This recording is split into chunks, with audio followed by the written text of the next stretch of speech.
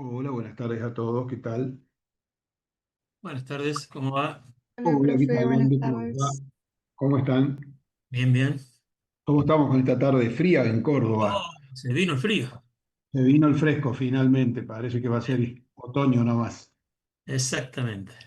Bueno, chicos, les quería comentar que ya estamos llegando casi al final de la materia y antes que nada, todos los que han enviado sus actividades obligatorias, la primera actividad obligatoria, han sido todos con resultados bastante positivos, o sea, han estado bastante bien en general todos, así que eso es una señal auspiciosa que van bien en la materia. Por supuesto que ahora viene la actividad más complicada, que es donde van a tener que agregar la parte de programación, y ahí se puede llegar a dificultar un poco, por eso la publiqué con bastante tiempo, cosa de que tengan suficiente espacio como para ir pensando cómo la van a armar, porque al margen de que la parte de programación todavía tenemos que ver algunas cuestiones que le van a hacer falta, bueno, ya pueden ir armando toda la estructura, el esqueleto de la aplicación, la parte visual, todo eso pueden ir adelantando, porque tiene bastante para elaborar la segunda actividad integradora, así que no se dejen hasta último momento, porque en este caso no vamos a poder hacer una prórroga de la fecha. Yo la fecha que puse es el último día de cursado que tenemos en la materia. Así que de la materia, que cierra la cursada, digamos, no es que tenemos el último día de clases, sino que es el último día que está el grupo activo. Así es que tienen que entregar ese día o antes para que ese fin de semana yo pueda corregir y cargue las notas al día, a la semana siguiente, si no ya después no tengo cómo registrar la calificación. Así que tengan eso en cuenta porque siempre la primera actividad obligatoria se puede correr por ahí la fecha, se puede ajustar, pero la última está al final del cursado y después no hay más clases. Así que no hay forma de prorrogar esa fecha. Tengan en cuenta eso, por eso la publiqué ya hace un par de días, me parece. Hoy es martes y el fin de semana la publiqué y tienen un mes para hacerla. Así que vayan trabajando con tiempo para que después lleguen y puedan cumplir con todas las consignas que tiene la actividad que se ha solicitado. Bueno, dicho esto, también les comento que este va a ser el penúltimo EBS, nos faltaría uno más, donde vamos a ver la parte de Bootstrap, un poco en detalle, como para que algunos seguramente ya lo han oído nombrar o lo han usado intuitivamente, pero vamos a explicar algunas cuestiones, especialmente la parte que tiene que ver con responsividad, que es por ahí donde más le suele costar, porque el uso de los componentes es bastante sencillo, y con eso vamos a estar ya cerrando la cursada. En el calendario estuve viendo Profe, recién. le hago una pregunta, perdón. Sí, Porque a nosotros nos llegó en el calendar que la semana que sí. viene tenemos clase y la otra también. Bueno, No sé. es justo lo que estaba Ah, por decir. perdón. Cuando planificaron el calendar, como hubo una replanificación por el tema de los exámenes, que la semana pasada fue exámenes, se reprogramaron todas las semanas, pero eso es erróneo. Por lo menos en el caso de MISC EBS, pero creo que todos los docentes va a ser igual, eso cada docente les va a ir avisando. La próxima semana no vamos a tener clase y es la que sigue, es decir, sería la segunda semana de julio, es el último EBS, digamos, el EBS número 7, ¿sí? Y ahí terminamos. La semana que viene, conmigo no van a tener clases, no sé los otros profes que irán a decidir, porque hay profes que se han atrasado con los encuentros y por ahí le falta dar algún tema, entonces es posible que usen esa semana extra, pero en realidad nosotros en la segunda semana de junio vamos a estar terminando. Es decir, esta semana es el EBS 6, la semana que viene no tenemos clases y la otra, que sería la segunda semana de junio, ahí hacemos el último encuentro. ¿Sí? Bueno, chicos, dicho esto, vamos a poner a grabar, como siempre, para que quede después la grabación cuando les haga falta verla. Vamos a grabar aquí nomás. Recording in progress. Perfecto, entonces damos comienzo al encuentro virtual 6, perdón, de la asignatura de Programación de Aplicaciones Web 1 y vamos a compartir pantalla porque voy a explicarles primero algunas cuestiones técnicas con una presentación cortita y después vamos a ver lo que les voy a explicar en código, ¿sí?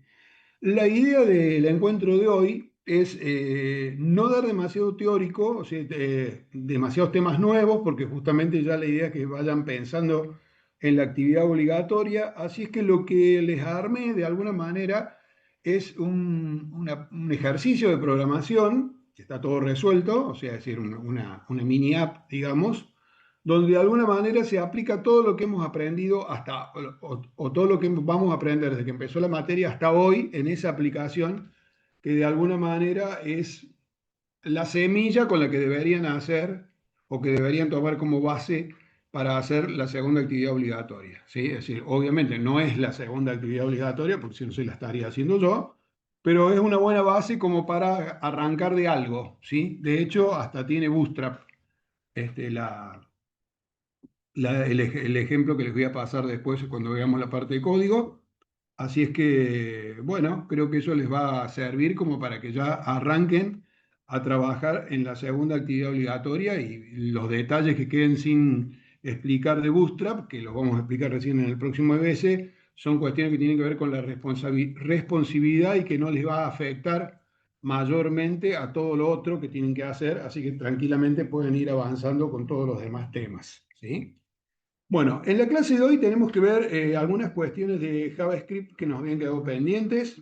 En el encuentro anterior habíamos explicado cómo JavaScript era capaz de acceder a los componentes de HTML, cómo era capaz de manipular esos componentes y cómo también podía de alguna forma crear componentes nuevos que no existían dentro de nuestra página. Todo eso manipulando el DOM con algunas funciones especiales que tiene JavaScript especialmente para eso, para lograr ese efecto. Y además, cómo podíamos también modificar las propiedades de esos componentes HTML y entre las cuales se incluía el estilo que se le aplicaba a un componente. Habíamos visto algunos ejemplitos bastante sencillos y en el ejemplo que vamos a ver hoy vamos a verlo ya más concretamente aplicado a una app específica, ¿sí?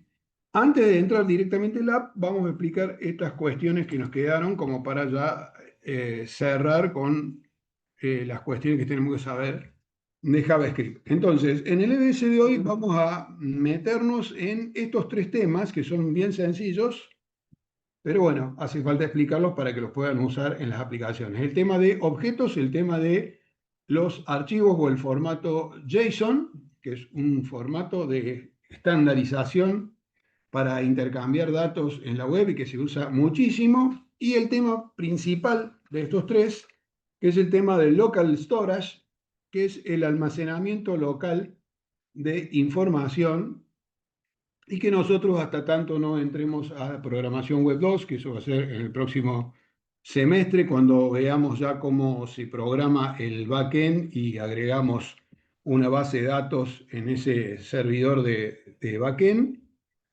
vamos a trabajar con un almacenamiento local que se llama local storage y que nos provee el navegador. Es decir, vamos a simular nuestra base de datos en la cual vamos a guardar la información de nuestra aplicación en ese local storage. Así que bueno, arrancamos. Básicamente, en JavaScript nosotros podemos crear objetos, entendiendo por objetos a una colección de propiedades, ¿sí? Donde una propiedad va a ser la asociación entre un nombre y un valor, ¿sí? Además, como el JavaScript admite que dentro de esas propiedades yo declare una función, esas funciones que declaremos dentro de un objeto le vamos a llamar método. En este punto es prácticamente lo mismo que un objeto que nosotros declararíamos en Java, pero fíjense que estoy diciendo declaración de objetos y no declaración de clases. Acá hacemos una salvedad muy importante. Cuando ustedes vieron en programación 1 y en técnicas de programación la declaración de clases en Java, entre otras cosas, lo fundamental que vieron respecto a ese concepto es que las clases en Java permiten heredar, o sea, crear instancias de esas clases, que son las que llamamos objetos en Java, ¿sí? Y además las clases tenían la propiedad, por ejemplo, de ser instanciadas y ser heredadas de otras clases. Es decir, yo podía tener una superclase de la cual heredaba una subclase y de esa subclase heredaba otra.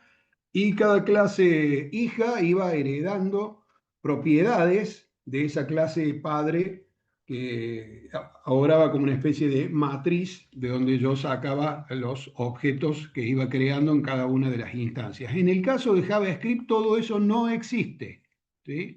Atento con esto porque en JavaScript no hay herencia, no hay polimorfismo, es decir, todas las particularidades que ustedes estudiaron en Java como propiedades que tienen que ver o como características que tienen que ver con la programación orientada a objetos, que es la esencia del lenguaje Java, en JavaScript no existe nada de todo eso, ¿sí? Esto es fundamental porque si hacen la relación de que un objeto puede ser una instancia de una clase y entonces la clase puede tener polimorfismo y herencia, es decir, los conceptos que usaban en JavaScript no tiene nada que ver, ¿sí? En JavaScript un objeto es simplemente una estructura de datos en la cual yo voy a tener una colección de atributo, valor, atributo, valor, atributo, valor y excepcionalmente en algún lugar una función o un par de funciones que van a obrar como métodos para hacer algo con esa estructura atributo, valor, atributo, valor, atributo, valor y nada más. Sería como una alternativa, si se quiere, a los arrays. Pero no, sacando ese detalle, no hay ninguna otra relación con los objetos y las clases que ustedes estudiaron en Java. Así que atento con esto porque este es el detalle principal. Es decir, un objeto en JavaScript es simplemente una colección de propiedades y agreguémosle y métodos, ¿sí? Porque ya que alguna de esas propiedades puede ser una función, entonces una función dentro de un objeto se llama método, pero es simplemente eso, o sea, una estructura de datos que tenga atributo, valor, atributo, valor, atributo, valor, función 1, función 2, función 3, es un objeto, ¿sí?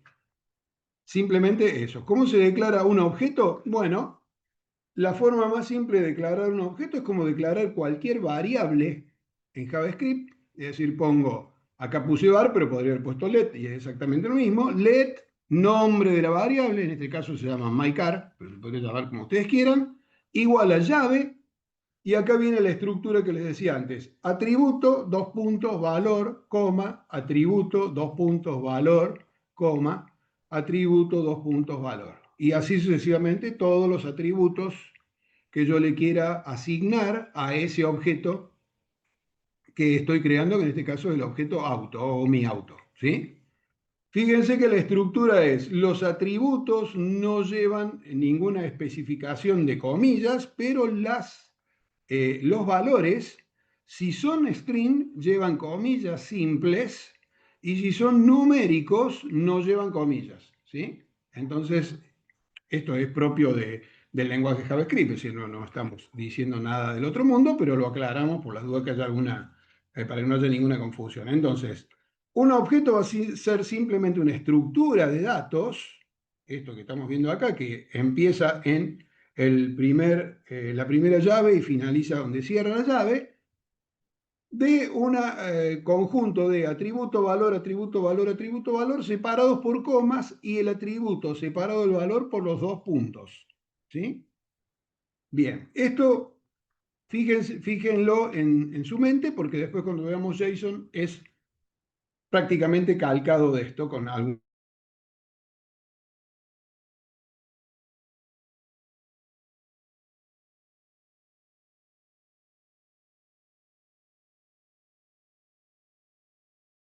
objeto en JavaScript, declararlo como una función. Estos son todos trucos de realidad del lenguaje como para que parezca algo similar a lo que son los objetos en otros lenguajes de programación. Pero vuelvo a repetir, JavaScript no obra o no maneja los objetos como se manejaría en un lenguaje orientado a objetos, porque no es un lenguaje orientado a objetos, simplemente es eh, la implementación de una estructura de datos. Entonces, fíjense, yo podría declarar una función que va a servir para crear un objeto de alguna manera parecida a como hacía en otro lenguaje, pero en realidad lo estoy haciendo mediante este truco de crear una función que recibe tres parámetros, en este caso el parámetro marca, el parámetro modelo y el parámetro auto, y con el operador this, que significa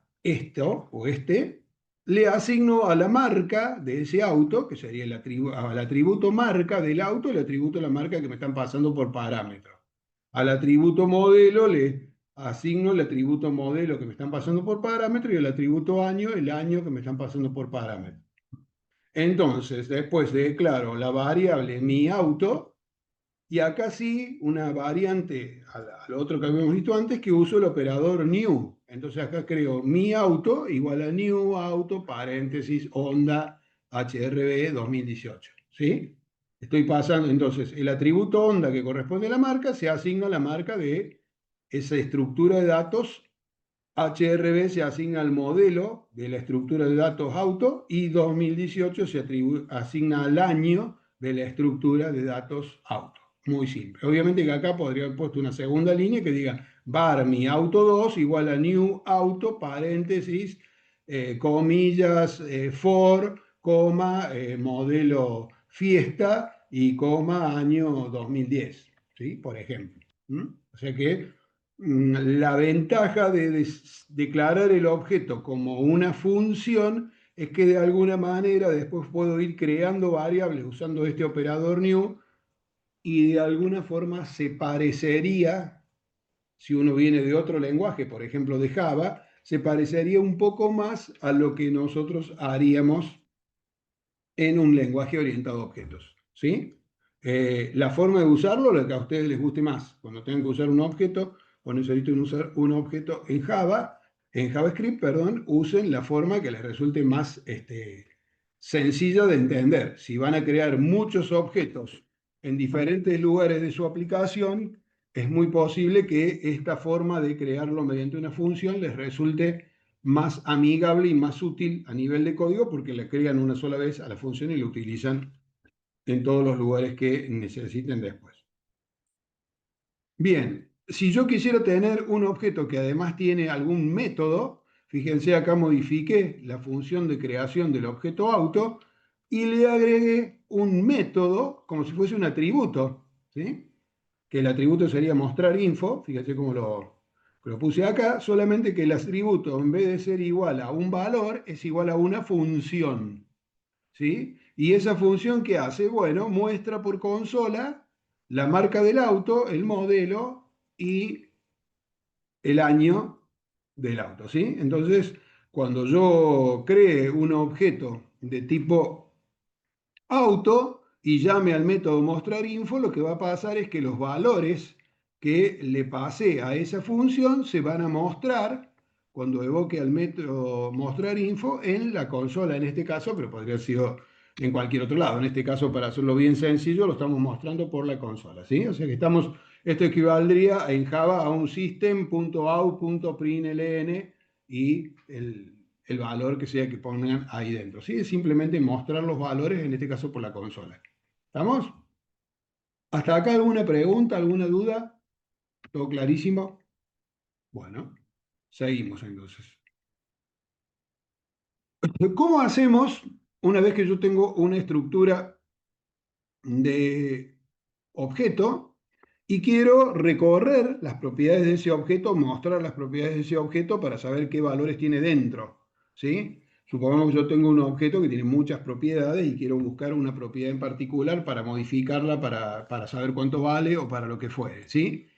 En JavaScript existen diferentes formas de recorrer los valores de un objeto. Esto de alguna manera tiende a emular los procesos que teníamos con los array o que tenemos con los array. Si ustedes se acuerdan cuando vimos array en la clase anterior o en la anterior, ya no me acuerdo, bueno, en una de los EBS anteriores, existían diferentes formas por las cuales yo podía recorrer un array, la forma más fácil haciendo un lazo for, y recorriendo los índices del array podía ir extrayendo cada uno de los valores que estaban ubicados dentro de ese array o de ese vector. El tema es que como en el caso de los objetos, por lo menos explícitamente no tengo ningún índice, no tengo una forma de hacer un lazo for estándar para recorrer ese objeto y ir extrayendo cada uno de los valores. Entonces, si yo quisiese extraer los distintos valores de las propiedades de un objeto, las formas más comunes de hacerlo es una usando un lazo for in, que es un lazo especial de JavaScript para los objetos, que ya vamos a ver un ejemplo. La segunda forma es usar la clase prototipo object, que tiene un método key al cual uno le pasa el objeto y eso permite ir extrayendo los elementos o las distintas propiedades que tiene ese objeto con sus respectivos valores. Y lo mismo hace, o muy parecido, hace object get property names, donde yo le paso el objeto y puedo extraer una determinada propiedad. ¿Sí? Ahora vamos a ver ejemplos de eso, se va a entender mejor. Pero en principio lo que estamos queriendo explicar acá es que para cuando yo quiera leer un objeto, para ponerlo en una forma simple, para que se entienda, cuando yo quería leer un array, hacía un lazo particular que recorría el array y extraía cada uno de los elementos del array. Cuando yo quiero leer un objeto, lo que hago es utilizar alguna de estas tres formas que están aquí, usar un lazo for in o usar un object.keys y pasarle el objeto y esa clase con ese método keys hace todo el procesamiento del objeto y si no usar object.getOnPropertyNames para extraer la información. Y acá tenemos algunos ejemplitos que va a resultar más fácil con un ejemplo de código que con la explicación. Supongamos que yo tengo un objeto que está especificando valores referentes a un país. El objeto país guarda la información del país, el nombre del país, la capital del país y la población. Y yo quisiera recorrer ese objeto, ¿sí?, para extraer la información que tiene el objeto dentro, porque este objeto, en este caso yo lo estoy viendo en el código, pero lo podría haber pedido a una base de datos que me manda un objeto por internet y no sé qué tiene adentro. Entonces tengo que recorrerlo para extraer la información que el objeto tiene. Porque esta aclaración lo hago porque muchas veces me preguntan, profe, pero si el objeto lo tengo ahí, ¿para qué lo quiero recorrer si estoy viendo todos los datos? Bueno, en este ejemplo muy elemental sí estamos viendo los datos, pero ustedes piensen que los objetos, entre otras cosas, y especialmente cuando usemos el formato JSON de los objetos, son una herramienta para intercambiar información, por ejemplo, entre el servidor y el cliente web.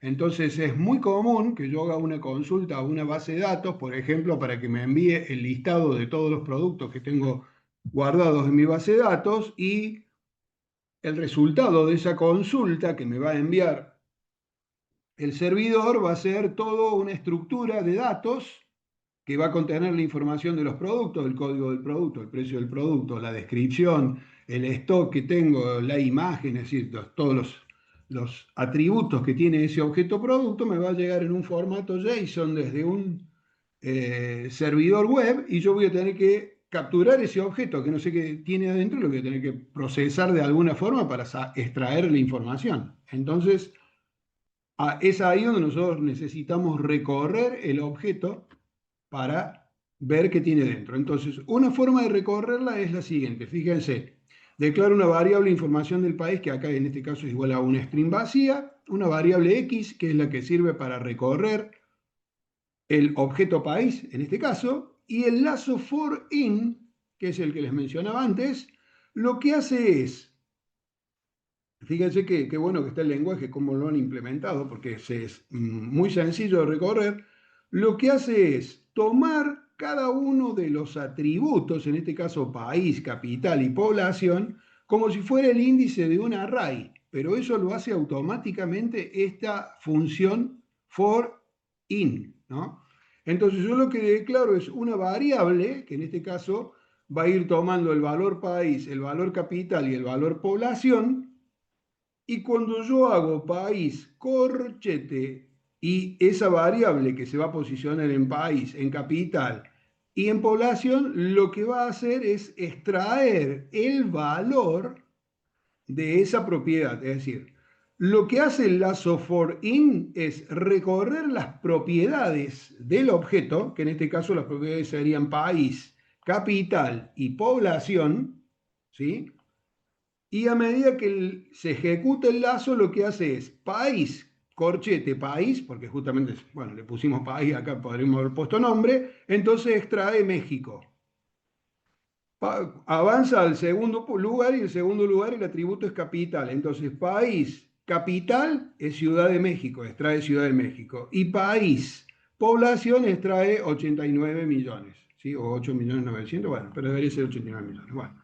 Y como acá lo que estamos haciendo es anexando a esta variable string cada uno de esos valores con un separador, un espacio en blanco de separación, lo que se va a formar en esta variable string va a ser México, espacio en blanco, Ciudad de México, espacio en blanco, población, ¿sí? 89 millones, 8 millones 900 mil.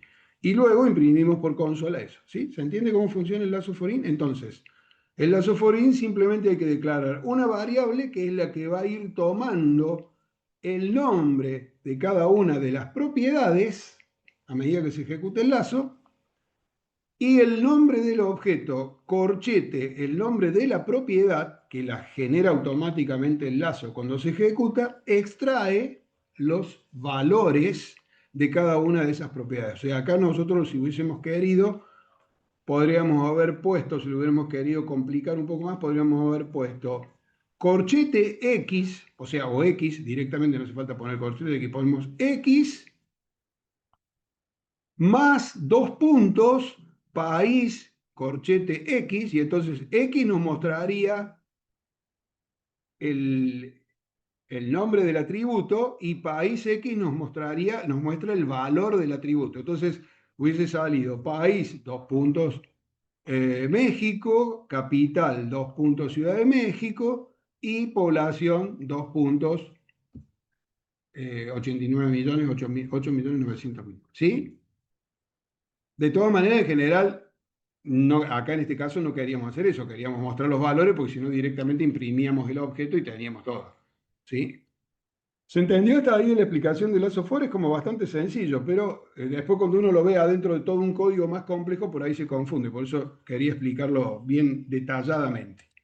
Bien, si quiero usar el método Object Entries, que es método que tengo acá, que lo habíamos mostrado antes, la forma de hacerlo es lo siguiente. Esta variable, esta clase Object o esta prototipo, porque no existen clases como tales en JavaScript, es un prototipo esto, es como una superfunción o un superobjeto que tiene la propiedad de procesar a otros objetos, ¿sí? Entonces, en este caso tengo un objeto que se llama foo, que tiene dos propiedades, perdón, un objeto que se llama objeto, medio redundante, que tiene una propiedad foo y una propiedad bus, ¿sí? Foo vale var y bus vale 42. Entonces, si yo quiero mostrar eso por consola, simplemente pongo object.entries y el objeto y eso me genera automáticamente una estructura de array. Lo que hace es descomponer o transformar el objeto en una estructura de array donde tengo la propiedad y su valor separados por comas y siempre con las comillas, ¿sí? Fíjate que le agrego las comillas al nombre de las propiedades, cosa que antes no tenía. El objeto no tiene comillas y acá aparecen unas comillas extras, ¿sí? Estos detalles que les marco así que parecen muy simples de darse cuenta, a veces cuando uno está programando se les pasa de largo y después la comilla me empieza a embromar porque me aparece una comilla que no sé dónde salía y entonces si tengo que hacer algún procesamiento de la propiedad que justo me puso la comilla que antes no estaba, uno se confunde. Entonces, ojo porque esta función del prototipo object, cuando descompone el objeto en arrays, le agrega comillas al nombre de las propiedades, no a los valores los deja como está, pero los nombres de las propiedades los pone con comillas. Eso porque de alguna manera después, cuando veamos JSON, ahora inmediatamente, van a ver que las propiedades en JSON tienen comillas, entonces como que lo trata de llevar al formato JSON, perdón. Se me adelantó Bueno, y otra forma de hacerlo es hacerlo de esta manera, ¿sí? Como Object Entries aplicado al objeto va a devolver esta estructura de array, ¿sí? Entonces yo puedo hacer un lazo for declarando una variable key y una variable value, ¿sí? Fíjense lo que estoy haciendo acá. Declaro una variable key value que es un array. Y esto lo voy a asociar con estas estructuras, que es lo que extrae Object Entry. Porque fíjense, Object.entries aplicado a un objeto, lo que hace es descomponer el objeto en un conjunto de arrays, en este caso dos, no más, donde el primer elemento del array es la clave o la propiedad y el segundo elemento del array es el valor. Y como tiene dos propiedades, el objeto entonces crea dos arrays. Entonces la función for_of, que es la que estamos usando acá, lo que hace es crear una variable array, que es clave valor, pero podría ser propiedad valor, si lo quieren poner así, y se lo aplica a Object Entries. Entonces, como Object Entries va a generar un primer array que va a ser foo bar y un segundo array que va a ser bus y 42, cuando se ejecute el lazo, en el primer ciclo, key toma el valor foo, value toma el valor bar. Entonces, por consola se va a imprimir foo y bar. Cuando voy al segundo ciclo del lazo, Object Entries extrae bus y 42, bus se carga en key, 42 se carga en value y console log va a imprimir el key que es bus y el value que es 42. ¿Sí? ¿Se entiende hasta ahí? Y una tercera forma de hacerlo, que hace exactamente el mismo resultado, es aplicar directamente a Object Entries un lazo for each, ¿sí? Donde ponemos la clave y el valor, y acá con un operador flecha, esto es mucho más complicado para explicarlo todavía, para explicarlo no, para entenderlo, el operador flecha lo que está haciendo acá es declarar una función anónima que recibe estos dos parámetros. ¿De dónde salen estos dos parámetros? Bueno, de recorrer con un lazo for each todos los elementos que genera Object Entries. Entonces, fíjense, esta sería la forma más sofisticada de todas las que vimos de hacer esto que vimos acá. Esto sería lo más elemental para obtener los atributos y los respectivos valores de un objeto, y la forma más sofisticada sería esta. Porque acá estamos haciendo, tomando la función prototipo object, aplicar el método entries al objeto, descomponiendo el objeto, y a ese objeto que se descompone aplicándole un lazo for each, al cual le pasamos una función flecha, ¿sí? Que sería una función anónima que va a ir tomando cada uno de los arrays que van a ser producto de descomponer el objeto mediante el método entries del prototipo objeto, y con cada uno de esos arrays, de subarrays que creamos acá, se los pasamos a key y a value como parámetros y los imprimimos por consola. O sea, es exactamente lo mismo que esto y lo mismo que esto, pero más sofisticado desde el punto de vista de programación. Entonces, es como que de pronto les di las tres versiones como para que ustedes usen las que les resulte más sencillo. Acá lo que estamos haciendo entonces es tomando la clase prototipo, o la clase prototipo, el superobjeto prototipo, para que con el método entries descomponga el objeto que le estoy pasando como parámetro en estos arrays, y el lazo for each que le aplico a toda esa clase toma cada uno de estos arrays, los carga como parámetros de esta función flecha, y como la función flecha lo que hace es mostrar por consola key y value, lo que estoy haciendo es tomar el key y el value y mostrándolo por la consola, ¿sí? O sea, es bien sofisticado, pero esto ya es como JavaScript un poco más avanzado. Así que, pero se los puse ahí para que lo curiosen y lo investiguen los que por ahí les llame la atención, porque después en la próxima materia, cuando veamos un JavaScript un poco más complejo para la parte de servidor, esto es como bastante común de verlo, ¿sí? Es decir, un prototipo que tiene un método, ese método genera, en este caso, arrays, esos arrays se le aplica un método, a su vez otro método, o sea, en este caso un lazo, y a su vez a ese lazo se le pasa una función. Todo ese encadenamiento de funciones dentro de otras funciones o de métodos que reciben funciones que parecen complejas de entender, por lo menos al comienzo, es muy común en JavaScript, especialmente cuando uno hace un poco de programación más sofisticada, así que hay que ir acostumbrándose a verlo. Bien, dicho esto, cerramos el tema de los objetos, porque era simplemente mostrarles eso que les acabo de explicar, y aparte así nos alcanza el tiempo para ver el ejemplo que les quiero pasar. Vamos a ver el almacenamiento HTML, ¿sí? Esto es fundamental entenderlo bien porque lo tienen que usar en la segunda actividad sí o sí.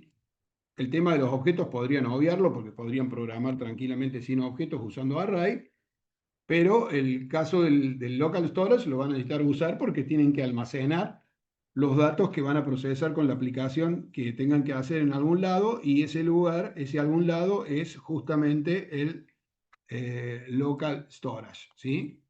Entonces, el local storage básicamente es una versión sofisticada de las cookies. Seguramente que todos han oído hablar de las cookies en algún momento. Las cookies son una estructura atributo-valor parecida a las propiedades de un objeto, casualmente. O sea, una estructura atributo-valor, atributo-valor, atributo-valor, que en los primeros navegadores, cuando aparecieron los primeros navegadores, se agregaron al navegador para que los sitios web, cuando uno entraba a un determinado sitio web y hacía alguna acción en ese sitio, visitaba alguna página que le había llamado la atención o le había interesado y queríamos, o simplemente queríamos que ese sitio pudiese guardar alguna información en el cliente, esa información se guardaba en una cookie. No es que no existan más las cookies siguen existiendo, pero con el avance del Internet y de las aplicaciones web, se vio en la necesidad, o se dio la necesidad de poder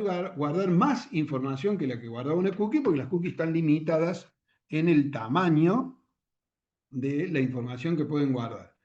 No quiere decir que local storage no tenga un límite, pero es muchísimo, muchísimo mayor la cantidad de información que se puede guardar en local storage que lo que se puede guardar en una cookie. Local storage básicamente es un almacenamiento local, local en el sentido que se va a guardar en la máquina cliente, ¿sí? Se va a guardar en la máquina del cliente web, y esto es importante destacarlo porque si yo hago una aplicación web que guarda la información en el local storage, entonces yo la abro en una notebook a esa aplicación, cargo información, esa información se guarda en el local storage de esa máquina, y si abro la misma aplicación en una segunda máquina, toda la información que había guardado en la primera, la segunda máquina no está, porque el local storage es local. Es decir, es algo que se guarda en cada una de las PC o de los dispositivos que acceden al sitio. Cada uno de los clientes web, ahí es donde se guarda la información. Por eso es que no se puede usar el local storage para guardar información que tenga que ser compartida entre varios clientes, porque no hay una forma en la cual el cliente A puede ver la información que se guardó en la máquina del cliente B y viceversa. Es decir, el local storage es simplemente un lugar donde se guarda información dentro de la máquina del cliente. Cuando nosotros necesitamos tener información que sea accesible e intercambiable entre todos los clientes de la aplicación, necesariamente tengo que implementar un servicio de datos en el backend, y ahí van a aparecer las bases de datos en la nube o en un servidor remoto.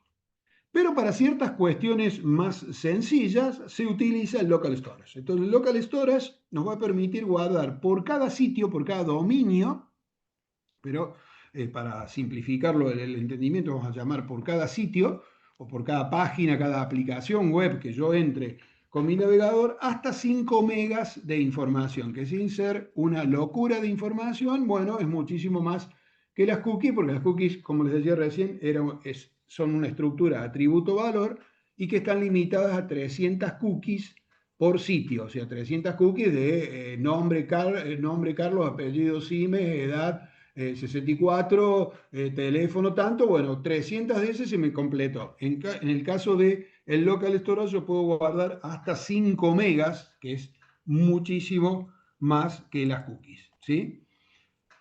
¿Cómo hacemos o qué tipos de almacenamiento local yo tengo?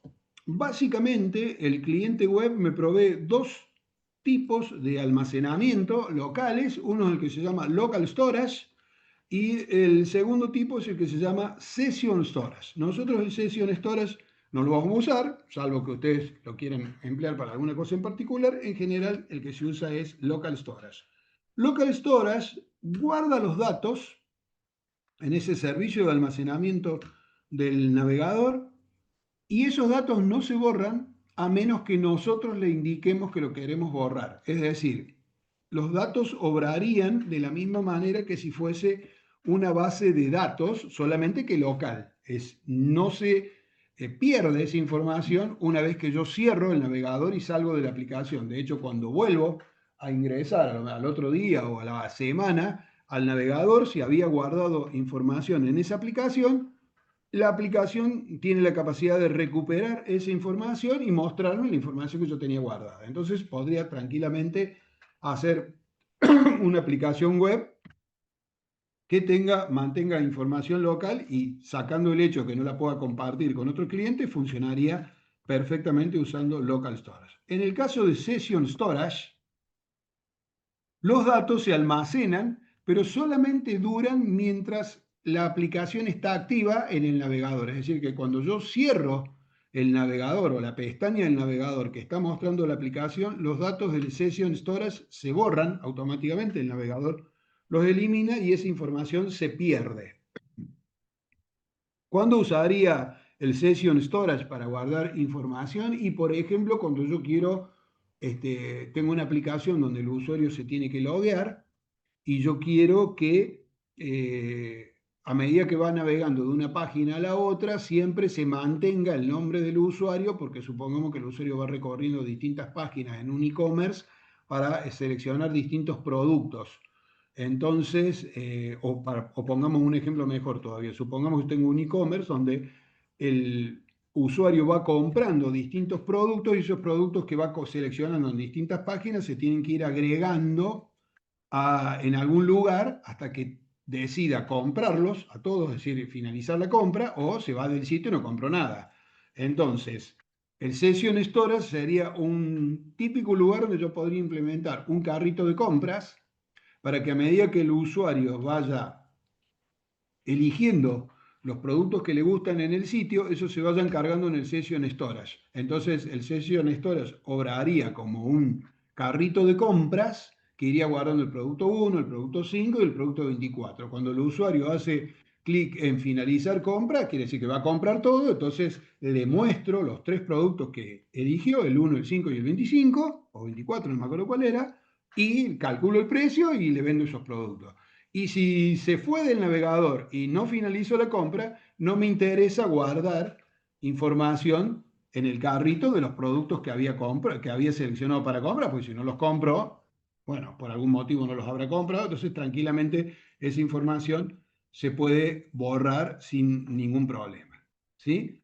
Pero fundamentalmente la diferencia entre Local Storage y Session Storage es que uno es persistente, no finaliza la información, no se pierde, y en el Session Storage solamente va a durar mientras la aplicación esté activa. Después, cuando se usa cada uno, la experiencia nos irá diciendo cuál es la mejor forma de usarlo. Los datos en el Local Storage se guardan siempre en una estructura atributo-valor. Esto es típico de la web y lo vamos a ver en esta materia, en la que viene y en la otra. Siempre vamos a ver estructura atributo-valor, atributo-valor. Es un estándar en la forma de manipular información. Y para guardar información en el Local Storage se utiliza un método setItem. Ese método setItem va a ser localstorage.setItem, paréntesis, nombre del atributo, nombre por ejemplo, o apellido, y coma, valor del atributo no sé, Siemens. Entonces voy a guardar en el local storage una variable que va a tener el nombre de apellido y un valor que va a ser Torres, por ejemplo, o Siemens o lo que sea que yo haya puesto. Y para recuperar el método getItem. El getItem solamente lleva entre paréntesis el nombre del atributo que yo quiero leer del local storage y ese me devuelve lo que sea. Entonces yo pongo local storage.getItem listado de productos, me va a devolver el listado de todos los productos que guardé en el local storage, ¿sí? Ya vamos a ver un ejemplo práctico de eso, así que eh, todo esto que le estoy explicando lo vemos en ejemplo, después sí es mucho más fácil. Entonces acá algún ejemplo, si yo tuviera que guardar, por ejemplo, apellido Torres, lo que les decía recién, haría local storage.setItem apellido, la variable que voy a guardar, y Torres, el valor de esa variable, ¿sí?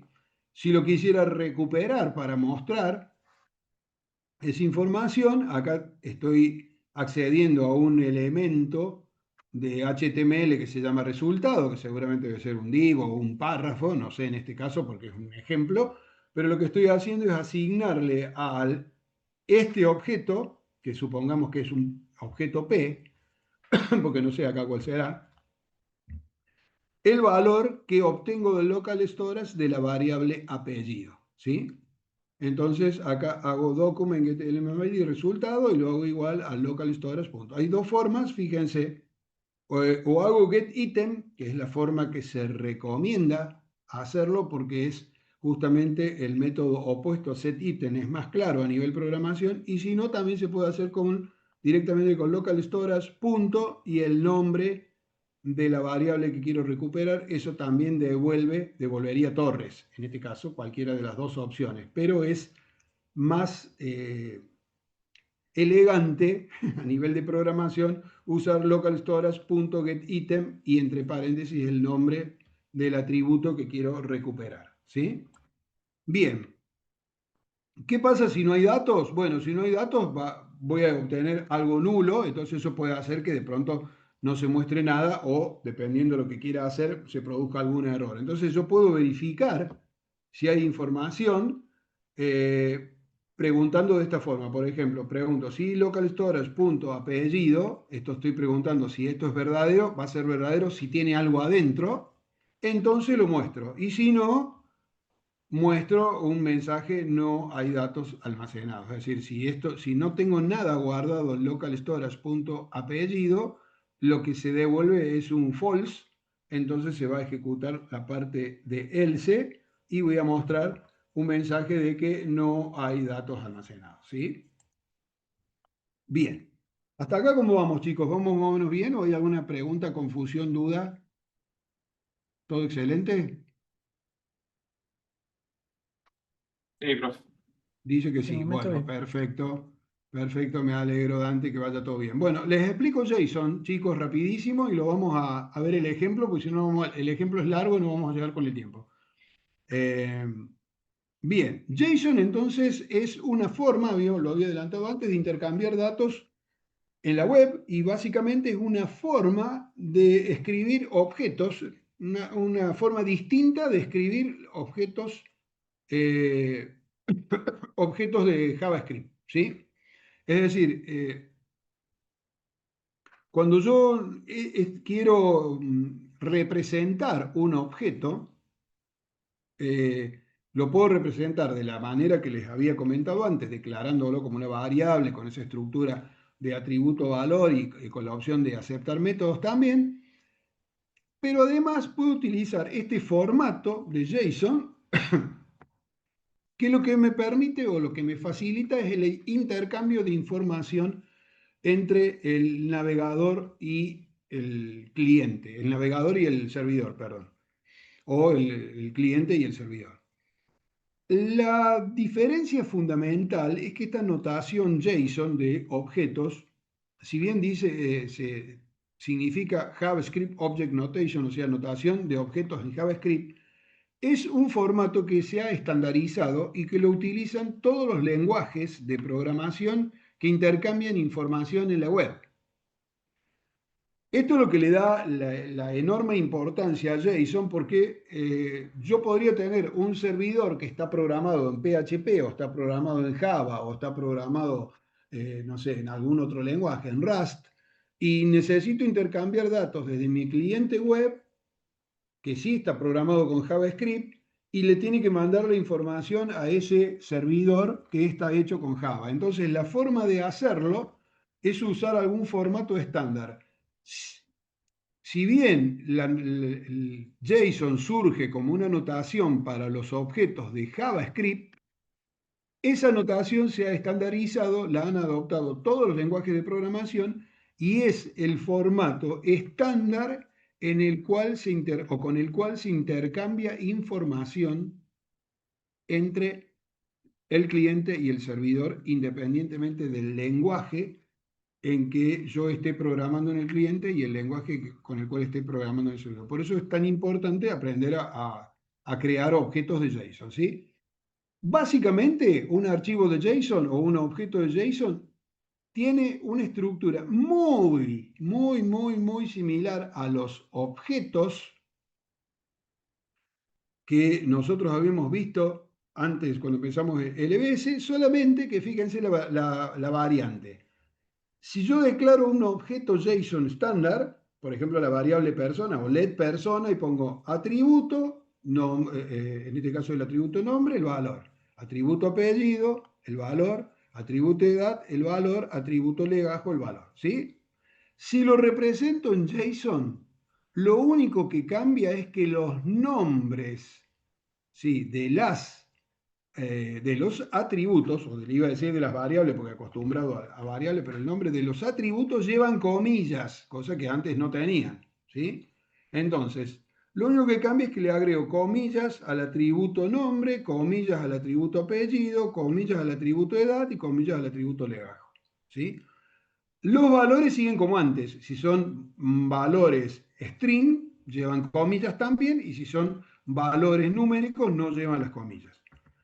Entonces, la única diferencia entre un objeto común de JavaScript y un objeto representado en JSON es que si lo represento en JSON, los atributos tienen que tener comillas, ¿sí? A diferencia de el objeto puro de JSON que no tiene las comillas, ¿sí? Eso es todo el cambio radical. Pero ese pequeño cambio es lo que permite, como está estandarizado eso, intercambiar información entre distintos ámbitos de la web, por ejemplo, un cliente y un servidor o un servicio que está en la nube, ¿sí?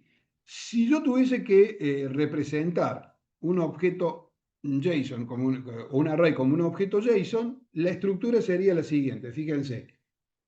Por ejemplo, acá tengo un array de personas, ¿sí? Entonces quedaría llave, nombre del array, el array es el array de personas, entonces los atributos llevan comillas, pongo comillas personas, dos puntos, corchete para colocar el contenido del array, y dentro del array van a ir las distintas personas. Entonces, el objeto persona 1 va a ser apellido y nombre, todo con comillas, porque son atributos. El segundo objeto, nombre y apellido. El tercer objeto, nombre y apellido, todo separado por comas, ¿sí?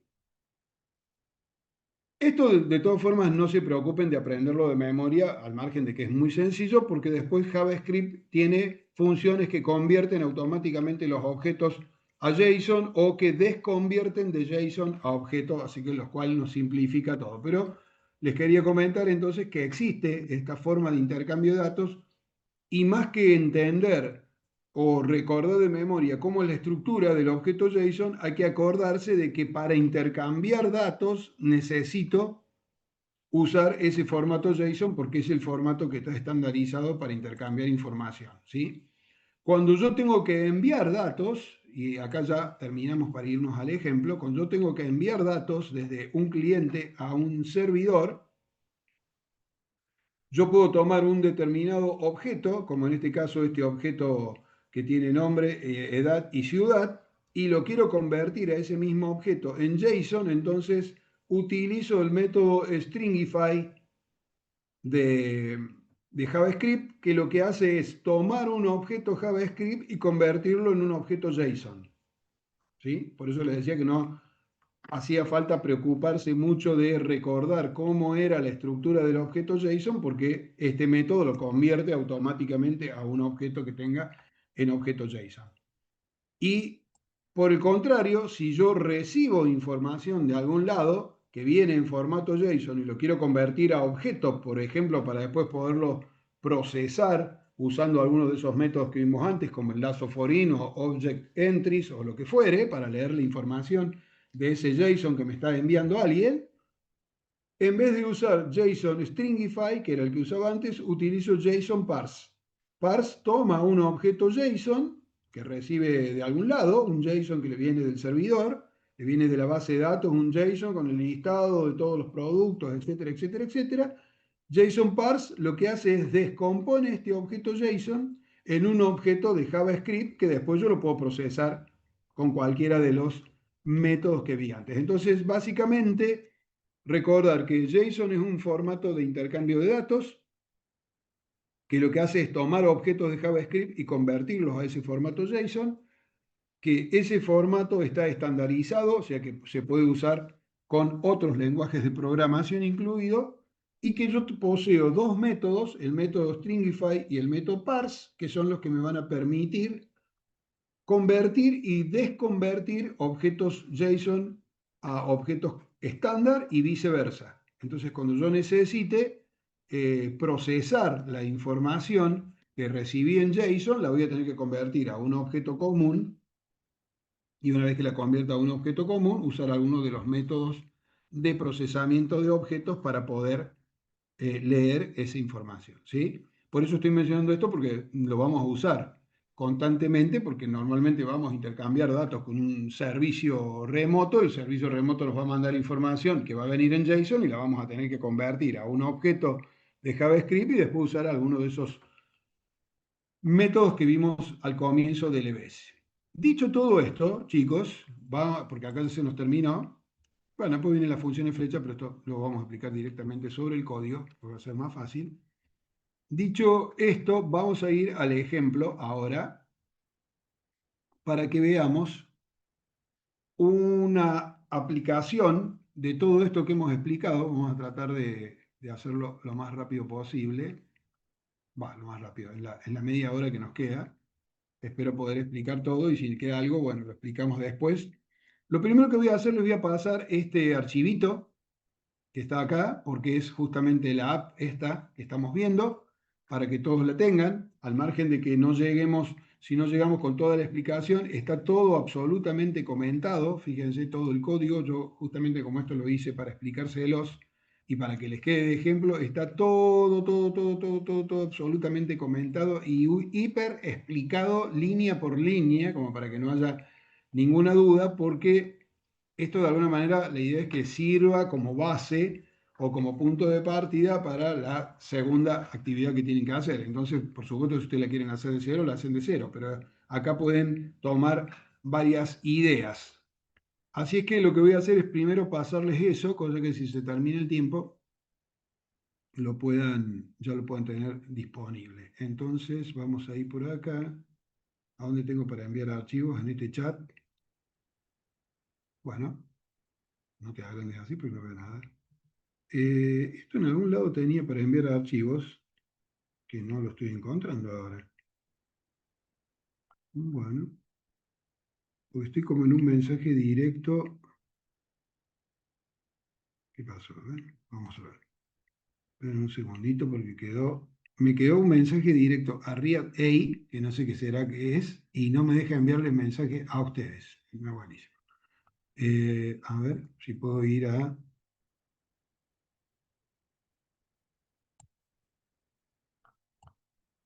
Bueno, interesante. A ver dónde se habrá ido. Profe, ahí donde dices tú, tiene para poner A que ver. toca al lado, Sí, dice sí, One. pero los elegí a todos ustedes Ah, y bien. no me deja. porque apareció ahí el read y se bloqueó todo. Ah, No puedo no. desmarcar, los tengo marcados a todos y no me deja enviarles nada. Interesante.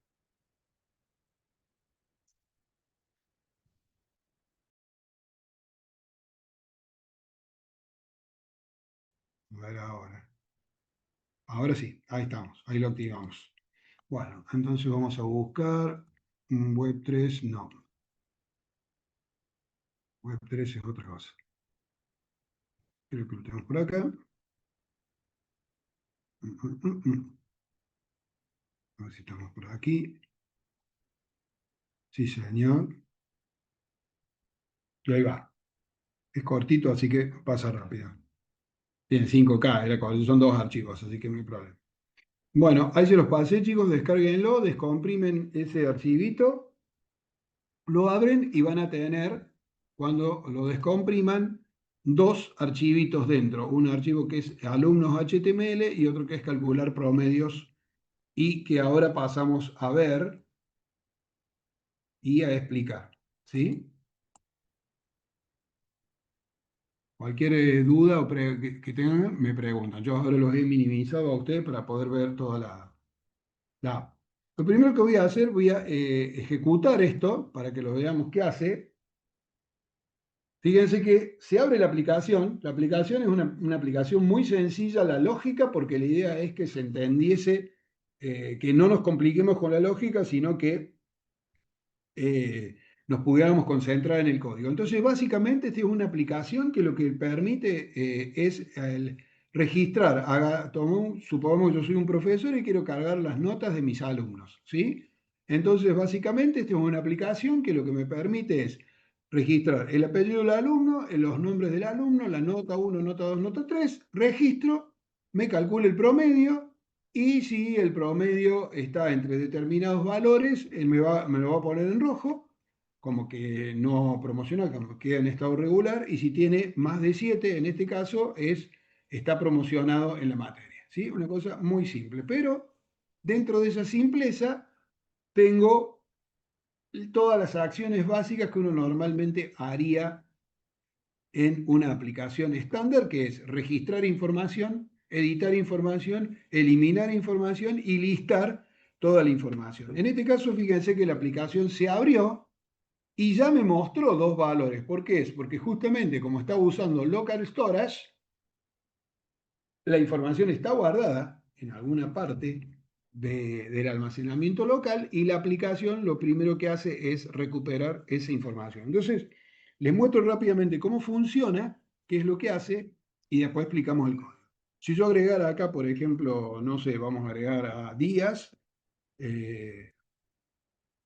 Díaz, supongamos que se llama Luis, y supongamos que sacó un 9, después sacó un 5, bueno, estoy escribiendo 5, escribo cualquier cosa.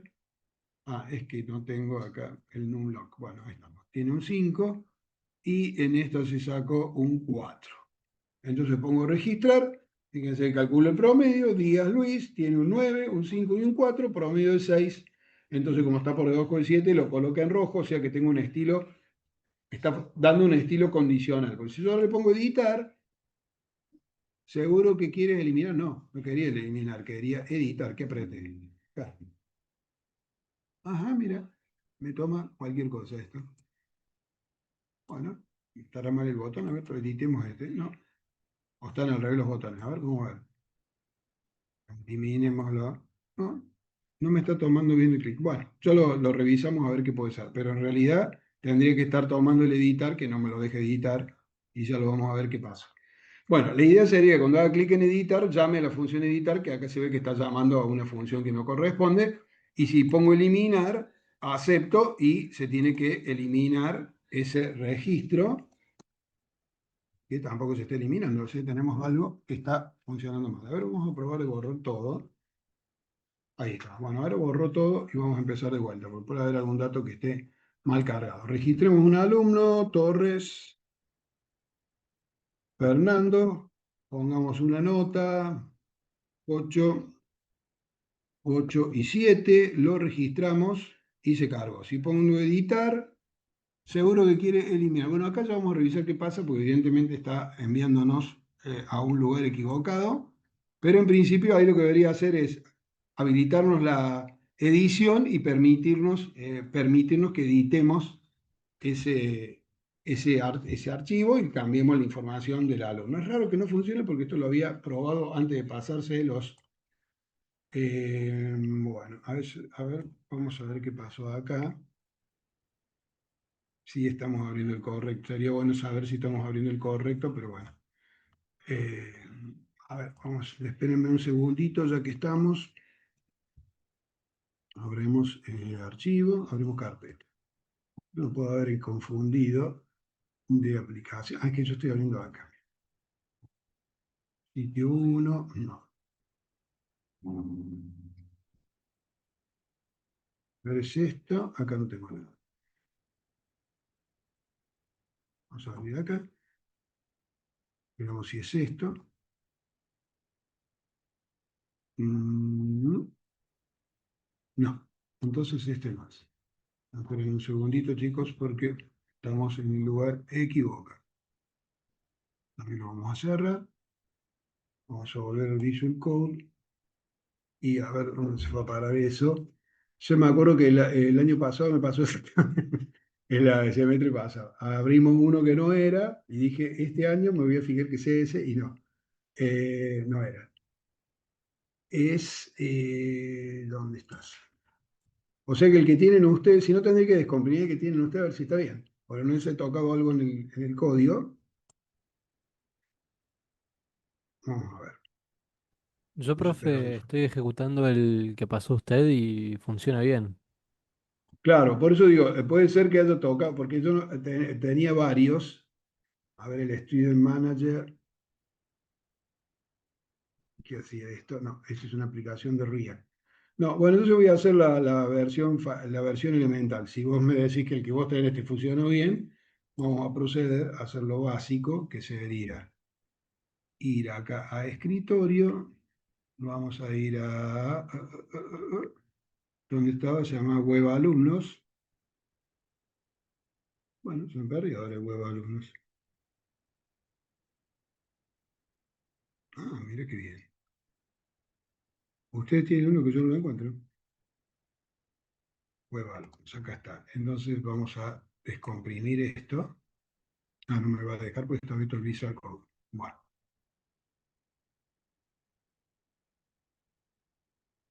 vamos a cerrar. Vamos a descomprimir esto.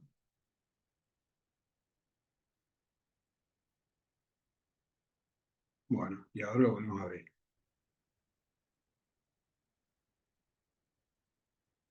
A ver qué pasa. Teóricamente, ahora debería funcionar bien. Vamos a ver. Bueno, si pongo editar, ahí está. Entonces se ve que había algún problema ahí en algún lado. Fíjense, cuando pongo editar, se copia la información que estaba en la lista, se copia acá. Entonces yo acá puedo modificar este 7, le voy a poner un 2 para que se note el cambio, guardo los cambios y ahora se pone en rojo porque tiene promedio 6, ¿sí? Si lo vuelvo a editar y le pongo, o sea, acá lo vuelvo a subir a 10, entonces le guardo los cambios y se agrega. Y si le pongo eliminar, lo elimina, ¿sí? Bien, entonces... lo que le quería mostrar, que era lo más importante, es que si yo acá pongo, por ejemplo, un Simes, bueno, que dos Sies no importa, Alicia, le pongo un 9, un 8 y otro 8, guardo la información, que está la información ahí, cierro el navegador, ¿sí? Y ahora voy acá al Visual Studio y lo vuelvo a abrir a ese mismo sitio, aparece la información. Quiere decir que la información no se perdió, sino que se está guardando independientemente de que yo haya cerrado. Obviamente, yo acá lo abro inmediatamente, pero lo podría abrir mañana y estaría la información guardada ahí, porque el local storage la guarda permanentemente. Entonces vamos a ver rápidamente cómo se hace esto. Fíjense, en principio yo tengo la función de registrar datos que va agregando alumnos al listado, es decir, que cada vez que yo agregue un nuevo alumno se va a tener que agregar información en el listado de alumnos, o sea que voy a tener una función para registrar que entre otras cosas va a tener que tomar la información del apellido, el nombre, las 3 notas, calcular el promedio y tomar toda esa información y agregarla al listado de alumnos. Vamos a ver cómo se hace eso. Voy a tener una función editar que va a tener que copiar los datos de este alumno, el alumno que quiero editar, y pasarlos a los inputs para poder modificar esa información y eliminar, que lo único que hace es tomar la línea esa que quiero eliminar y borrarla de la tabla, ¿sí? Como estarán notando, esto tiene letras, tipografía y colores y botones que no son los que habíamos visto hasta ahora, sino que ya tienen un cierto estilo. Todos esos estilos los está proveyendo una librería de CSS que se llama Bootstrap, que la idea es explicarles eso en la próxima clase, cómo se usa Bootstrap y para qué sirve, y cómo se crean todos estos componentes que están acá, que son mucho más vistosos y agradables que los que normalmente nosotros usamos o generamos con CSS. Así que bueno, vamos a ir al código. Si tomamos desde el punto de partida, cuando nosotros arrancamos la aplicación, vamos a hacerlo desde cero, para que se entienda lo que vamos explicando, lo vamos explicando en función de que lo vemos. Cuando nosotros arrancamos la aplicación, lo que hace es cargarse la página y leer la información que hay en el local storage y mostrarla, en este caso, en el listado de alumnos. Si agrego un segundo alumno, supongamos que agrego cualquiera, pero es simplemente para que vean eso que le estoy diciendo. Pongamos acá un 9, otro 9, y todos esos alumnos sacan buenas notas, son alumnos muy estudiosos. Lo registramos y ya estamos, justo en el mismo promedio. Entonces, si cierro la aplicación, la vuelvo a abrir, ¿sí? Y se levanta la información con los 2 alumnitos. Entonces, lo primero que va a hacer la aplicación cuando abra va a ser leer el local storage para, si hay alumnos, mostrarlos en el listado. Entonces vamos al código a ver cómo hicimos para hacer eso. Todo el código de la app está en el archivo calcular promedios, que es el que hace todo, ¿sí? Entonces, vamos a explicar eso, cómo se hace. Cuando la aplicación se carga por primera vez, dijimos que lo que va a hacer es ver si hay información de los alumnos, y en el caso de que haya información de los alumnos, que esa información está guardada en el local storage, cargarla para que se vean en la página. Entonces, arranca el código, fíjense, empieza el código y declaramos una constante tabla que hace referencia a la tabla de alumnos con document element by ID. Esta sería la tabla, ¿sí? Esto ya lo habíamos explicado en la clase pasada, así que lo pasamos rápido. Y el formulario de carga de datos es el elemento que voy a guardar en este objeto form, ¿sí? O en esta constante form, ¿sí? Esto lo que estoy haciendo es simplemente capturando el objeto formulario y capturando el objeto tabla. No estoy haciendo ninguna cosa del otro mundo. Después declaro un array, ¿sí? Lista de alumnos, que en principio va a ser el array que va a contener todos los objetos alumnos de cada uno de todos los alumnos que yo vaya guardando en el local storage o que tenga que procesar para algo. Entonces, declaro la variable tabla, declaro la variable formulario, declaro la variable lista de alumnos y ahora ejecuto el método cargar a alumnos desde el storage, desde el local storage, ¿sí? Entonces, ¿qué hace este método? Vamos a ver este método que está por acá adelante, por acá al final. A ver dónde lo tenemos el método ese. Lo vamos a buscar. Agregar alumnos a la tabla, no. En algún lugar por acá lo tenemos. Cargar alumnos del local storage. Fíjense lo que hace esta función. Esta función lo que hace es toma el array lista de alumnos y lo hace igual a obtener alumnos desde el storage, ¿sí? Entonces quiere decir que acá está esta función, cargar alumnos del local storage, está usando a su vez otra función que es obtener alumnos desde el local storage. Entonces vamos a ver cómo funciona, qué hace esta función. Esta función evidentemente tiene que devolver un array porque lista de alumnos es un array, ¿sí? Entonces la función obtener a alumnos del array va a tener que devolver un array. Si no, no funcionaría. ¿Sí? Entonces, obtener alumnos del local storage, fíjense lo que hace. Declaro una variable alumnos JSON, ¿sí? Y esto es porque los datos de los alumnos en el local storage, como estamos simulando que el local storage es un repositorio remoto, entonces estamos guardando la información en el local storage en JSON, que en realidad sería como lo haríamos si la información se la enviáramos a un servidor web. Entonces, por eso estamos haciendo esto de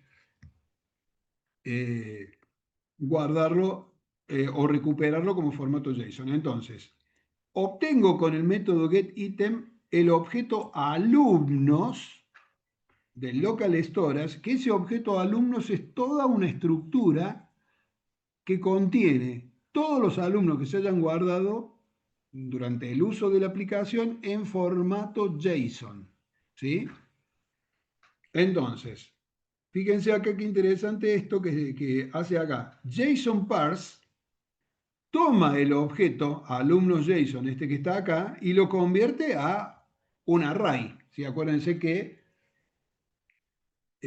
parse lo que hace es desconvierte lo que sea que nosotros hayamos guardado en JSON a un objeto estándar que en este caso originalmente era un array, entonces lo transforma en un array. Es decir, nosotros teníamos un array de objetos que lo convertimos a JSON y lo guardamos en el local storage.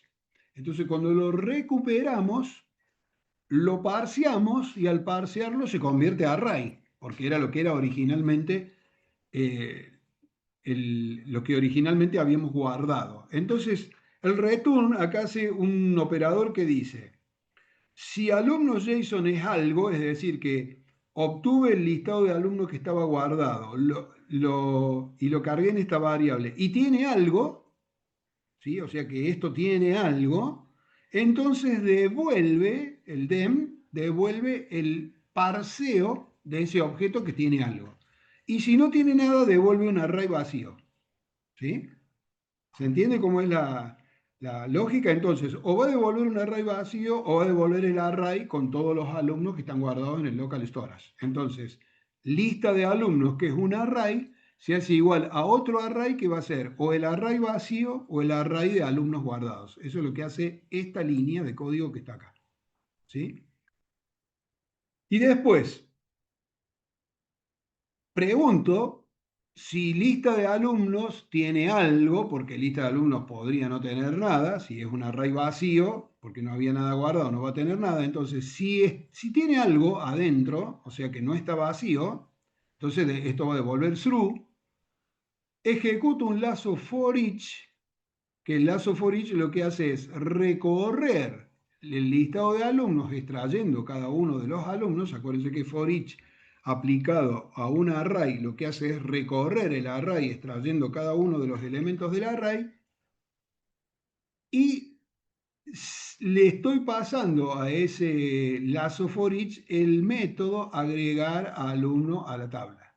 ¿Sí? Entonces fíjense cómo se van encadenando, por eso les dije que esta parte se ponía complicada porque la programación de JavaScript con este tema de que anida una función adentro de la otra se puede volver un poco compleja para entender. Pero bueno, hay que hacer un esfuerzo, tratar de entenderlo. Entonces, tengo una función, cargar alumno desde el storage, que llama a otra función, esta función que obtiene los alumnos que están guardados, lo que hace es devolver el array de alumnos. Ese array puede ser un array que tiene alumnos o un array vacío. Si el array no está vacío, recorro el array con for each y como yo los tengo que mostrar en algún lado, para poderlos mostrar, le paso a ese lazo for each la función agregar alumno a tabla. ¿Qué hace la función agregar alumno a tabla? Bueno, ahora la vemos.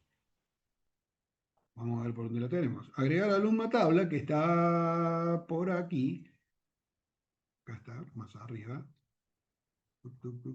Agregar alumno a tabla. Esta que está acá. Fíjense que agregar alumno a tabla recibe un objeto alumno. ¿De dónde sale ese objeto alumno? Ese objeto alumno es el que le provee el lazo for each cuando recorre la lista de alumnos. ¿Sí? Fíjense que eso es lo más difícil de entender de Java, es el anidamiento de funciones. Es decir, cuando nosotros cargamos los alumnos desde el Storas, este array, lista alumnos, o no va a tener nada, por lo cual no vamos a hacer nada, o va a tener alumnos. Si tiene alumnos, for each, al aplicarse al array, extrae automáticamente cada uno de los elementos alumno del listado. Y como al for each le estamos pasando la función agregar a alumno a tabla, cada uno de los alumnos que va extrayendo el lazo for each se le están pasando implícitamente al método o a la función agregar alumno a tabla. Entonces volvemos a agregar alumno a tabla para ver qué es lo que hace. Y agregar alumno a tabla recibe un alumno. ¿Y qué hace? Toma el objeto tabla y usando el método insert_row, ¿sí?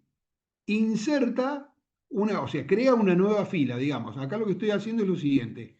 Las tablas en JavaScript tienen una serie de funciones especiales para tablas que permiten manipularla de una forma más fácil que si tuviésemos que usar directamente get document.getElementById y el identificador de la fila o el identificador de la celda o el identificador de una determinada porción de la tabla. Es decir, si bien eso lo podríamos hacer, JavaScript tiene una serie de métodos especialmente creados para procesar las tablas que nos facilitan la operación con las tablas, porque si no tenemos que crear todos esos métodos y sería todavía más complejo. Entonces, tabla es la tabla que tenemos donde queremos mostrar los alumnos en nuestro documento HTML. Entonces, insert_row es un método de JavaScript que lo que hace es, operado sobre una tabla, permitir crear una fila. O sea, crea una fila de una tabla.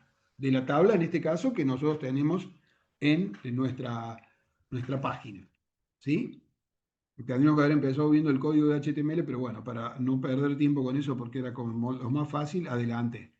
Entonces, tengo una nueva fila, digamos, que quiero agregar después en la tabla. Entonces, creo una celda, fíjense lo que estoy haciendo acá, creo un objeto celdas, ¿sí?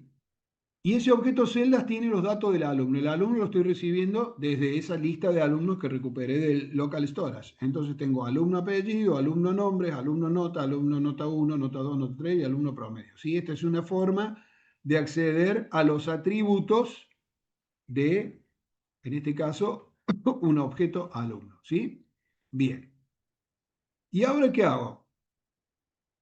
Tomo, fíjense esto acá más complicado, celdas en realidad es un array, porque yo estoy declarando un array donde estoy cargando en ese array como elementos del array, cada uno de los elementos del array son los distintos atributos, o mejor dicho, los distintos valores del alumno, ¿no? En este caso el apellido, el nombre, las notas y el promedio. Entonces, si es un array, lo puedo recorrer con for each. Cuando recorro un array usando for each, en este caso a ese método for each le estoy pasando una función flecha, una función anónima, usando la función flecha, que recibe dos parámetros, el valor de la celda y el índice. Siempre for each necesita que yo le pase el índice para poder funcionar, si no, no funciona el método for each de los arrays. Eso creo que lo explicamos cuando explicamos los arrays, pero si no lo refrescamos ahora la memoria. Para ejecutar for each necesito que tenga ese index en este caso. Entonces, tomo el valor de la celda y el índice, que el índice va a ser cada uno, este va a ser índice 0, índice 1, índice 2, 3, 4 y 5. Índices del array que estoy recorriendo. Entonces, ahora digo qué voy a hacer con eso. Así como tabla tiene un método, estoy medio afónico, así como tabla tiene un método insert_row que permite crear una nueva fila, fila tiene un método insert_cell que permite crear una nueva celda, un objeto celda. Si no tuviéramos estos métodos, tendríamos que hacer todo con get element by ID, después create element y create text node. ¿Se acuerdan todo eso que habíamos visto en la clase anterior? Así que acá lo estamos simplificando con estos métodos. Entonces, esta línea crea una celda, ¿sí? Y la celda tiene un contenido de texto. Entonces, a celda le ponemos como contenido de texto el valor de la celda. Como estamos recorriendo el objeto alumno, la primera celda va a ser el apellido, la segunda celda va a ser el nombre, la tercera celda la nota 1, la nota 2, la nota 3 y así sucesivamente. Entonces, a medida que vamos recorriendo las celdas, tengo que preguntar, porque fíjense que si vuelvo a la aplicación, fíjense que cuando llego a la celda de promedio, dependiendo de cuál sea el promedio, la celda ese o es color verde o es color rojo, particularmente, ¿sí? Entonces, ¿cómo hago para aplicar eso? Vuelvo acá y pregunto, si el índice es igual a la longitud del array celdas menos 1, es decir, que es la celda de promedio, porque fíjense, la celda va a tener longitud 0, 1, 2, 3, 4, 5, 6. O sea que 6 menos 1 es 5, el elemento del array con índice 5, que sería longitud del array menos 1, es la celda de promedio. Entonces acá estoy preguntando, si el índice es igual al largo de la celda menos 1, quiere decir que estoy en el elemento 5, que es la celda de promedio, y el valor de esa celda es mayor o igual a 7, ¿sí?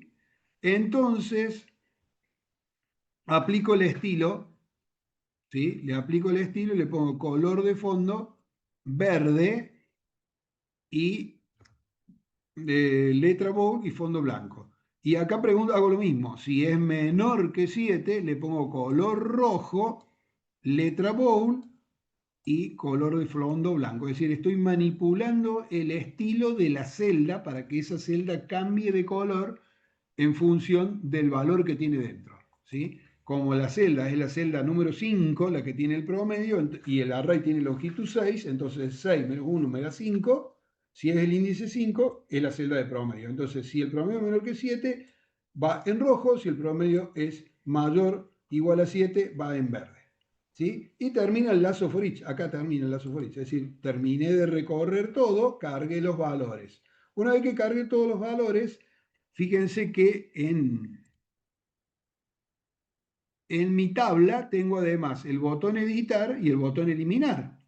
O sea que además de la celda donde pongo el promedio, la sexta celda sería, la sexta celda de la tabla tiene dos botones, el botón editar y el botón eliminar. Entonces hay que agregar esos dos botones. Entonces, para poderlos agregar, ¿qué hago? Creo la celda de acciones, que para crear una celda se utiliza el método insert cell, como lo habíamos usado antes. Aquí habíamos creado una celda, ¿sí? Fíjense que acá voy creando una celda para cada uno de todos los distintos atributos del alumno. Ahora creo una celda extra, que es la celda de acciones, ¿sí? La celda de acciones es la que va a tener los distintos botones. Entonces creo el botón. Para crear un botón, llamo a la función crear botón, que esta no tiene nada de extraordinario, ahora les digo cómo le hicimos, pero ¿están ahí chicos todavía? Sí, o ya se fueron. Seguimos, profe. Sí, estamos acá. Siguen ahí. El tema es que nos está quedando como la mitad del código para explicar, o más, y ya tendría que estar en la otra clase. Así que vamos a tener que dejar acá y terminarlo la clase que viene. Ahora me quedo pensando si no tendremos que hacer la clase la próxima semana para explicar lo que falta del código, porque si no, no van a llegar para usarlo. Si lo dejamos para que se lo explique, a ver cuándo es la semana que viene, sería 3 y la otra semana, martes 3 y la otra, martes es martes 10. Bueno, del 10 hasta el 20 tienen 10 días, sí, van a llegar. Bueno, ok. Entonces vamos a hacer una cosa, vamos a dejar esto que queda del código anímense a investigar este código, pero lo voy a terminar de explicar al comienzo del próximo EBS, porque bueno, nos quedó más largo y no quiero explicárselos a las apuradas porque después no se va a entender. Hay mucho anidamiento de funciones, o sea, funciones que llaman a otras funciones para hacer otra cosa, y hay mucha información en este código porque, bueno, estamos arrimándonos a una aplicación un poco más formal, y las aplicaciones un poquito más complejas ya tienen bastante.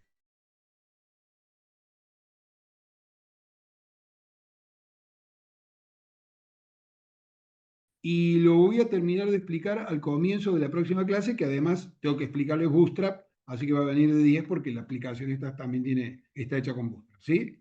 Vamos a dejar acá porque no quiero llegar tarde, ya estoy llegando re tarde al otro EBS, si no se me van los chicos, ¿no? Adentro y dicen, ah, profe, usted no vino, y entonces se fueron todos. Así que sí, es típico eso.